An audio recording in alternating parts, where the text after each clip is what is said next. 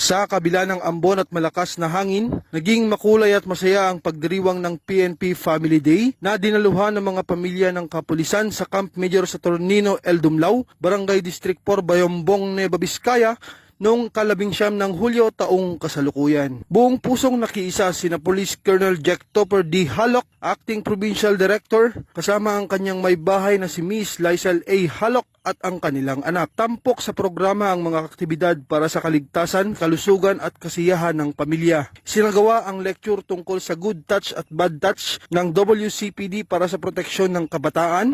Namahagi rin ng pangapayong ang Women's Support Network at Nueva Vizcaya Women in Police Service Organization. May libreng dental check-up at gupit, feeding program mula sa Apole at masiglang parlor games mula sa Pikadu. Nagbigay din ng school supplies ang command group at loot bags mula sa OLC at Halok Family. Ang PNP Family Day ay bahagi ng selebrasyon ng ika-30th taong Police Community Relation PCR Month. Isa itong paalala na sa puso ng serbisyo ng kapulisan ay ang pagmahal sa pamilya na siyang pinagmulan ng lakas at inspirasyon sa pagtataguyod at ligtas at maayos na pamayanan. Mula dito sa Lambak ng Cagayan, ako po ang inyong Police News Network Correspondent, Police Corporal Kelvin Polwan, alagad ng batas, tagataguyod ng balitang pulis.